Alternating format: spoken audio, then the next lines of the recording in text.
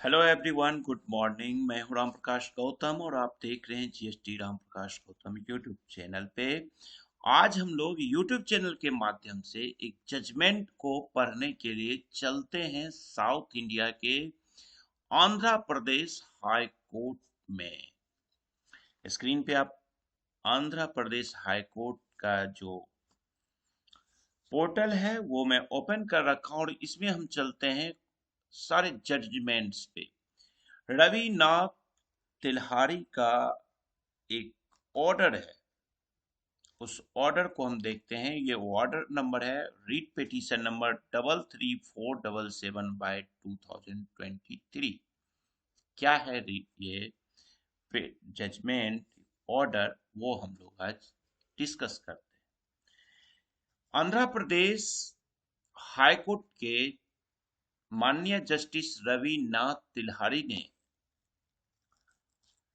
एक REET petition 33477 of 2023 पे एक बहुत अच्छा जजमेंट दिया है, जिसको हम लोग कंसीडर करेंगे, अभी पढ़ेंगे और बहुत ही यूजफुल है। अगर आप चैनल को सब्सक्राइब नहीं किए तो सब्सक्राइब जरूर कर लीजिए।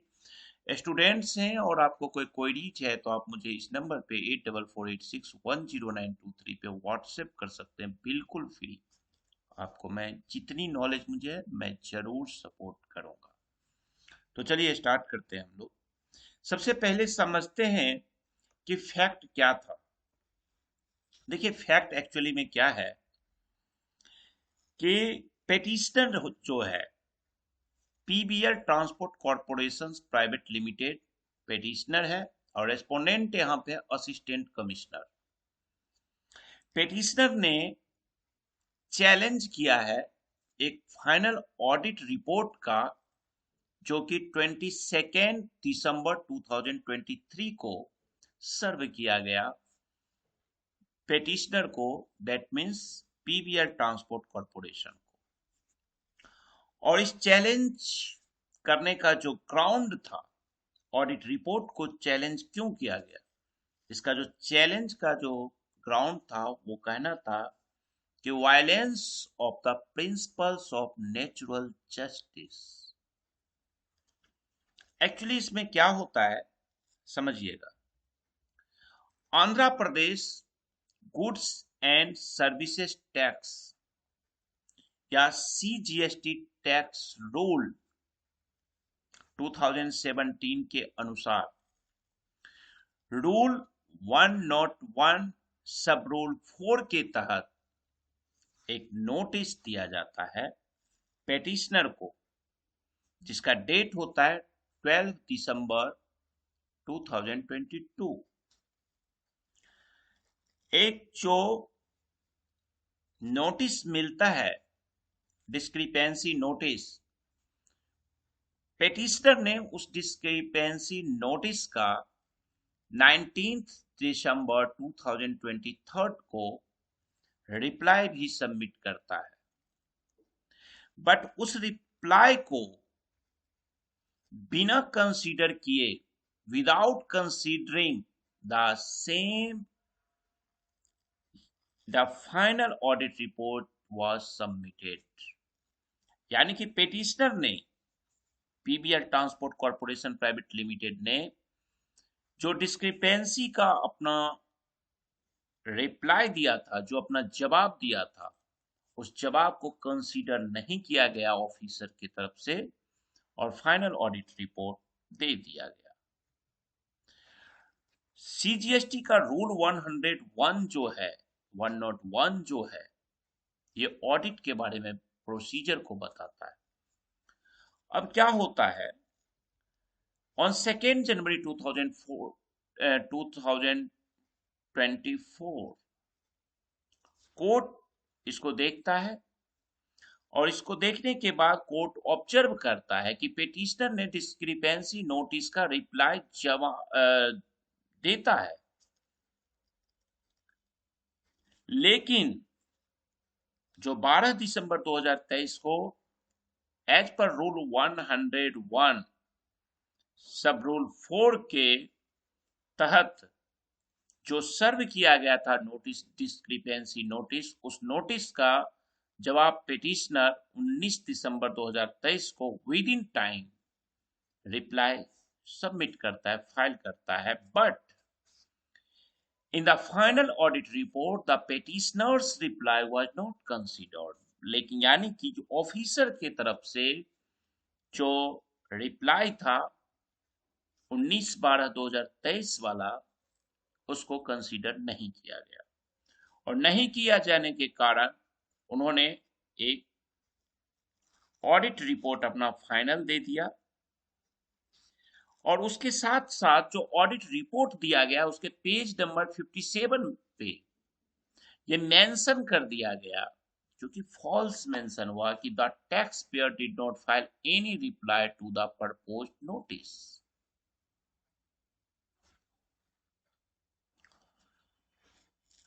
यानी कि इसने कहा कि जो मैंने नोटिस दिया, ऑफिसर का कहना, जो मैं नोटिस दिया उस नोटिस का कोई प्रॉपर रिप्लाई टैक्स पेयर के द्वारा एसएससी के तरफ से नहीं आया, और इसलिए हमने ये अब फाइनल रिपोर्ट पास कर दिया, which is violence of principle of natural justice.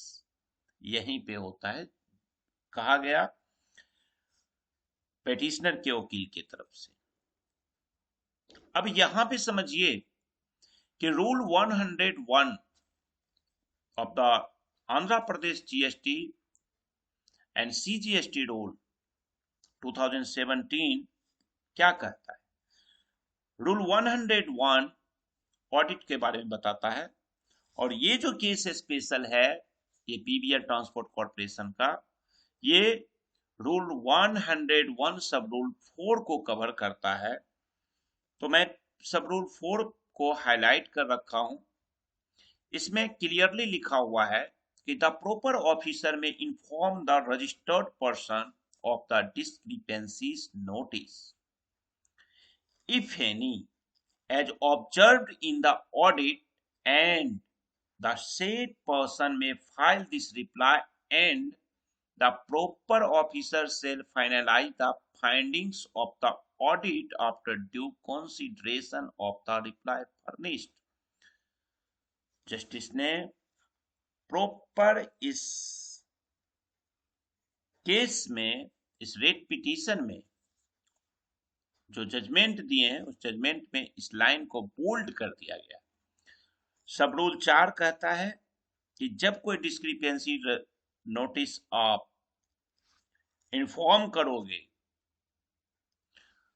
तो वह पर्सन उसका रिप्लाई आपको देगा, और अगर रिप्लाई वो देता है तो ऑफिसर फाइनल ऑडिट रिपोर्ट करने से पहले जो रिप्लाई आया है उसको कंसीडर करेगा।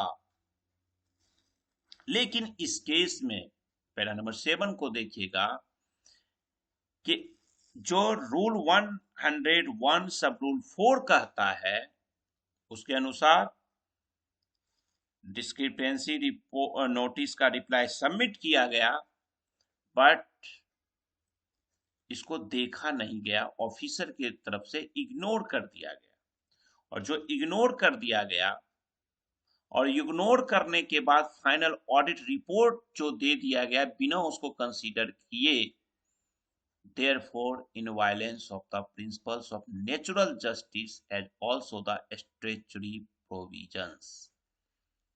ये वायलेंस सिर्फ नेचुरल जस्टिस का ही वायलेंस नहीं है, ये वायलेंस स्टैट्यूटरी प्रोविजंस जो है, सीजीएसटी रूल में जो स्टैट्यूटरी प्रोविजन लिखा हुआ है उसका भी वायलेंस हुआ। इसीलिए जस्टिस ने इस केस को क्वेश्चन कर दिया ऑडिट रिपोर्ट को। जो ऑडिट रिपोर्ट था, पिटिशनर ने जो अप्लाई किया था, अपील किया था कि इसे क्वेश्चन किया जाए, तो इन्होंने क्वेश्चन कर दिया, यानी कि खारिज कर दिया, और इंस्ट्रक्ट किया गया कि इस रीट पे ये जो आपका ऑडिट रिपोर्ट है उस रिपोर्ट को आप दोबारा दीजिएगा, और जो डिस्क्रिपेंसी नोटिस आपने 12 दिसंबर 2023 को भेजा था टैक्स पेयर्स को, इसका रिप्लाई जो 19 दिसंबर 2023 को किया गया है टैक्स पेयर के थ्रू, उसको कंसीडर करिए और कंसीडर करने के बाद आप according the law final audit report pass करिए। तो ये बड़ा इम्पोर्टेंट चीज, एक अच्छा जजमेंट आया है आंध्र प्रदेश से, हाई कोर्ट का ये जजमेंट है। देखते हैं आगे सुप्रीम कोर्ट में चैलेंज किया जाता है कि नहीं। जैसा भी होगा हम आपको फिर से आपके सामने ले आएंगे। यानी कि थोड़ा सा आपको ध्यान रखना है कि जो ऑफिसर्स इस तरह से जब आपको दे देते हैं नोटिस को और फाइनल ऑर्डर पास कर देते हैं बिना आपको कंसीडर किए हुए, तो वहां पे खास करके इस केस का रेफरेंस आप दे सकते हैं। तो इस वीडियो को मैं यहाँ खत्म करता हूँ। उम्मीद करता हूँ कि आपको क्लियर हो गया होगा। और एक बार फिर मैं आपसे रिक्वेस्ट करूंगा कि अगर कोई स्टूडेंट हैं तो आप मुझे 8446109223 पे व्हाट्सएप करिए। मैं आपके व्हाट्सएप का रिप्लाई हो सकता है 2 से 3 दिन लग जाए देने में, लेकिन दूंगा जरूर। चलिए ठीक है, बाय बाय।